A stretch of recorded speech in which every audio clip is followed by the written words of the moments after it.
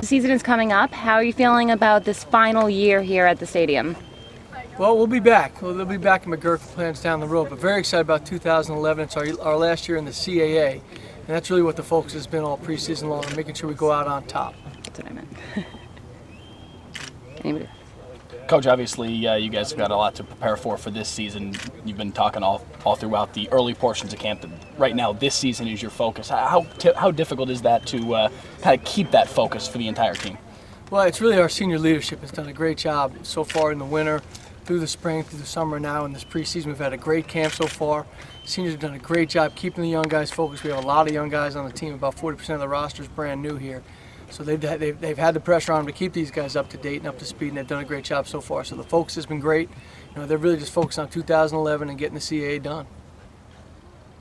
You guys obviously have a lot of new recruits in from the added number of scholarships that you guys will be able to have. Have you seen the difference in talent level? Have you seen that start to take shape over the course of camp? Well, I mean, we were able, when the announcement was made, we were already really way past the recruiting cycle, but there was a buzz about that we might be going to the FBS. So it did help us in the recruiting in this particular class. We definitely have a great crop of kids. I mean, these guys are really jumping right off the map here early. We'll have a number of these young guys that will be playing for us this fall.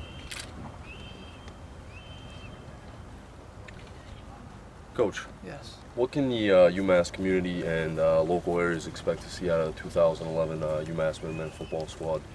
Well, definitely it's going to be an exciting brand of football. The guys are really geared up to play. You have Tyler Holmes as the highlight name on defense. He's a two-time All-American. We got a new defense with the 3-4 scheme going now, so it's going to be very blitz-oriented and pressure-packed in terms of stopping the run and getting to the quarterback.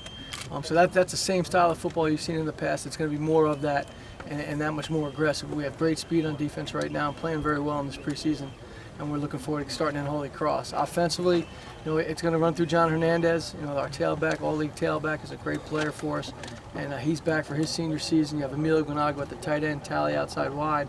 Those three seniors are really going to lead the way while we have a young quarterback step up into the mix for the first time. So same brand of football on offense, keep it balanced, defense, pressure the quarterback, stop the run, and it's going to be a great brand of football. Guys are really excited about playing.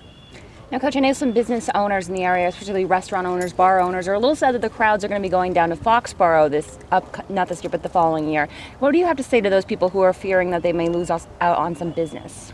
Well, we got to get after 2011 and keep the business running hot and heavy. We're going to be back here. I think that the long-range plan, again, I'm not in those meetings for the long-range plan, but in general, the gist is, hey, we'll go down to Gillette and play our games 2012-13 down there and then see where it goes from there. But I think McGuirk is going to be a place where we're going to play some games down the road. It is our home stadium, and it's on campus. So I think that's in the plans. We'll see how it all goes. But we're very excited to go to Gillette in 2012. We're excited to go to Gillette in 2011. We got to get back to the New Hampshire game down there. We're very excited to go back and revisit that venue just for that game alone. So that holds a lot of promise for down the road, and I think the local people around here are going to be still excited about UMass. We are the state school, and we're looking really with the move to the FBS is to be truly the state team, and to get everybody really in Massachusetts geared up about UMass football. Coach, you mentioned the leadership that you guys have on the offensive side of the ball. You also mentioned the quarterback position.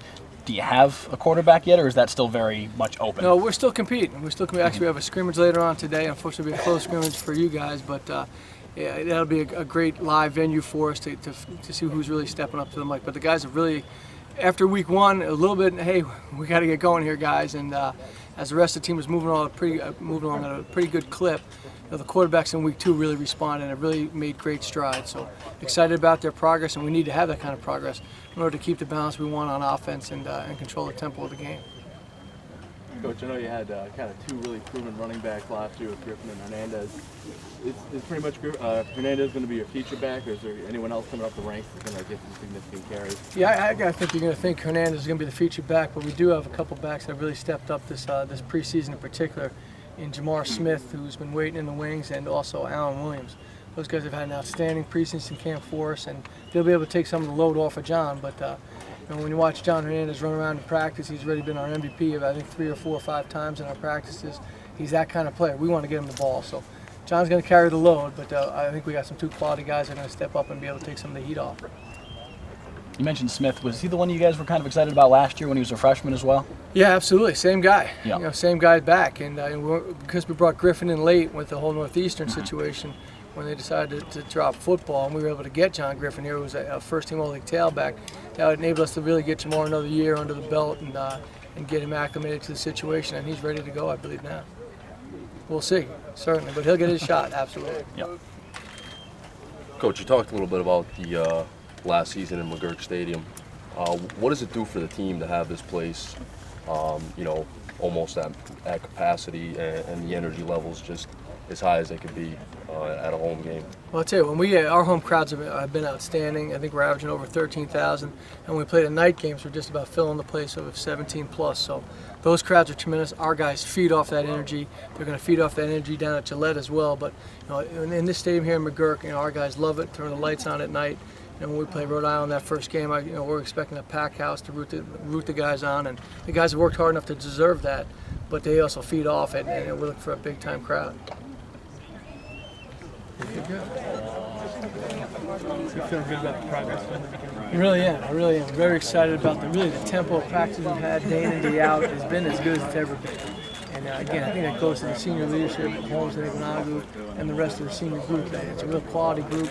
They understand how important it is for those guys to have that tempo for the young guys to figure it out. And they've done that right from the get-go, and the young guys have really responded. So really pleased with it. As I mentioned, the quarterback play is really starting to progress in week 2, and that certainly, as they caught up to the rest of the team, I think really it showed some good signs during this preseason. Between the beginning, from the spring until so forth, with the new defense being put in, is the guys starting to look faster and things? Absolutely, yeah. I think in the spring there was a lot of choking it down, trying to swallow it and digest it and figure out where I'm supposed to be, when I'm supposed to be there.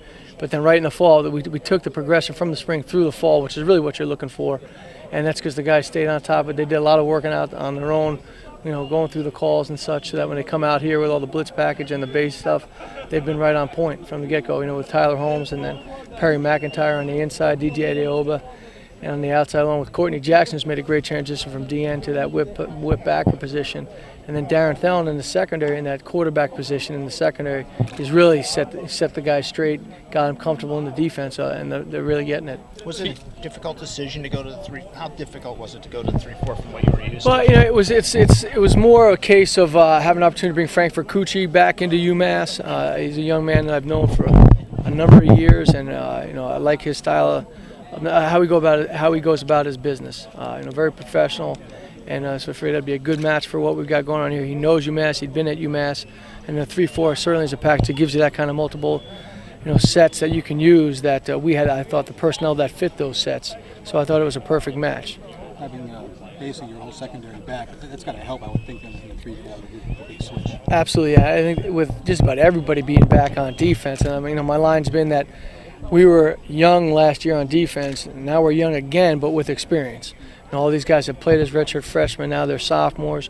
Really getting their feet wet last year should really help us this year.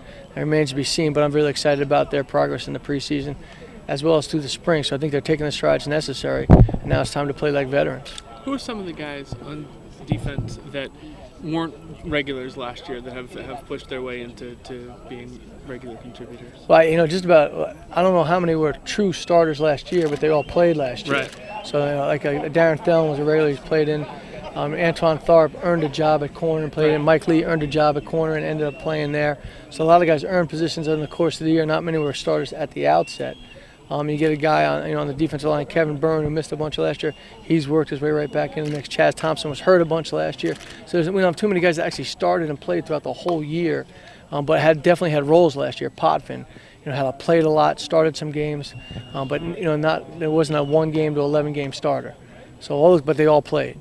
So now they're all back. Is there anybody that was maybe a redshirt last year or something that has been added to the mix of guys that you've got coming back? Oh yeah, well, all those guys are going to get in the mix. You have guy that we truly redshirted, Ryan Dallaire from last year. We truly redshirted him on defense, and he's stepping up to Mike. He's played multiple positions for us already in preseason. So he's a guy that we think can help us out. That was a kid that redshirted last year. Ed St. Ville is another guy that we redshirted in the secondary. That's going to have to step in and play a role. So all these, it's kind of what we did with those guys last year. We're doing with this next crop this year. As a redshirt freshman right now, because we're so young on defense, like this year at the end of 2011, I don't want to get to the end, but at the end of 2011, we graduate Tyler Holmes, Courtney Jackson, and Shane Viveros. I mean, we graduated 3 guys, I think, on the whole defense. Everyone else is coming back again. So that's what I mean by young again, but young with experience. So we're going to rotate that next crop through because we're going to need them along the way here in a hurry. Have there been any jobs won yet? Yeah, I think I'm going to go out on a limb and say that Tyler Holmes will start at the inside linebacker for us. I think Tyler's going to do that. Yeah, exactly. So I think Tyler's got that pretty well sewn up at this point. Perry McIntyre is an inside backer, is doing very well. Courtney Jackson at that will linebacker, doing very well. Darren Thelen we talked about, Antoine Tharp, Mike Lee's doing very well at the corner spot. And those are some of the guys that are on the top right now. Shane Viveros. So these guys are all, but at the same time with this defense, we're trying to get a lot of guys rotated through, so that everyone's got, as they talk, a pair and a spare. You got 2 guys plus the extra guy, so we can rotate guys through, keep guys fresh. I think for most of the guys on the team, we're trying to get that established defensively. You may see Tyler out there for 70 snaps, but some of the other guys, maybe if we can get down to 55, and the other guy 15, or even it up, depending on how the competition goes. That you just fourth quarter, you can stop the run at that point when you get playing some fresh legs. You mentioned quarterbacks. Of the number on your roster, what's the how many are in the battle for number 1? Right now you're looking at Brandon Hill, who was a redshirt freshman last year. There's another guy that we redshirted last year that's going to have to figure in the mix. And Kellen Pagel, who transferred in this past spring from Bowling Green. Those guys will be in the top 2 right now fighting for the job. Mike Wegson, who's a true freshman that we brought in. He's done very well, and he's probably just below that. And Ray Pendergast, we've kind of taken away from the quarterback competition a little bit into the punter competition. So he's really getting focused on that. What's the difference between the two guys at the top of your list as far as quarterback? Well, I tell you what, very, very similar. Pagel probably runs better, and he'll dispute that. But he probably runs a little bit better. But they both have, they're both pocket passers that understand the drop back game, but can also handle the play action game. So again, they fit into Coach Bakuchi's system, our offensive coordinator. They fit into his system and what we're trying to get accomplished here with the run game going through Hernandez and the play action passes off of that, and and trying to move the ball around. How soon do you want to have someone take that job away as number 1? Well, yesterday. I would like to have it done yesterday. But got to give these guys a fair chance to play it out. And like I said earlier, today we'll have a live scrimmage situation where they'll be under some. We've had a lot of game situations already because we need to get these guys playing football, 11-on-11 football. So we're doing our scheme work and our group work, but we're really emphasizing the 11-on-11 this fall to get the quarterbacks really up to speed. Now Hernandez doesn't need a million reps in the 11-on-11, but he doesn't want to come out of the game. We have to constantly pull him out of our practices in terms of the high hidden situations, but the quarterbacks need it. So this scrimmage today will be one of the highlights in terms of where are we in that evolution. Talk about how Hernandez has kind of developed over the years and kind of how big of an impact you're expecting from him in the season. Yeah, John's, even as a true freshman, he almost had to play and break his red shirt in a playoff game, which he was more than happy to do. So we had redshirt him the whole year, and then we had to bring him to a playoff game. We had a number of injuries out of Southern Illinois, I believe it was, and he said, I'll do it. I'll go right in that game right now and burn his red shirt for a 1 playoff game, and obviously trying to move on from there at that point.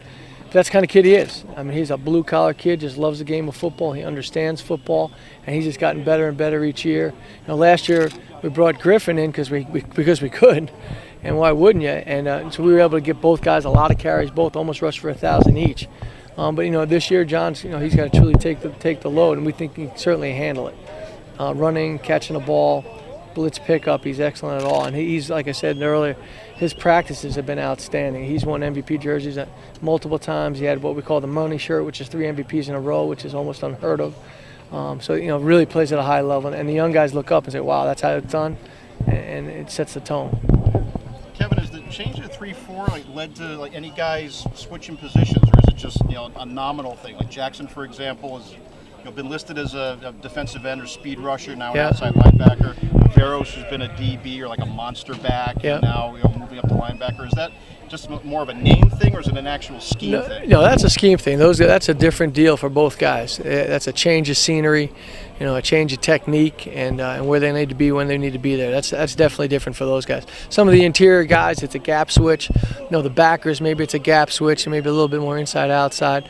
And if you look at Tyler Holmes now, he was an All-American as an outside backer, an All-American as a middle backer in the 4-3, and we got him back inside again, this year in the 3-4. So I expect nothing less, from Tyler. But again, that position is still a varied position in the 4-3, going from a Will to a Mike. That's a big change of scenery for him. And now this change of scenery won't be as drastic for him. But for those other guys, it's different. It's a different cat. How are they taking to it so far? Well, I tell you what, very well, and very natural, which is kind of why when we had the question about the 3-4 earlier, did you see it being a good progression? I think it is, because those guys had that kind of flexibility in terms of they could do one, their versatility to do one and the other, and they've really just blossomed in the role. Good experience coming back on the O-line. How is that progressing? Oh, very well, very well. And you always want competition inside on both sides, and the O-line's done really well this preseason as well. Big, physical.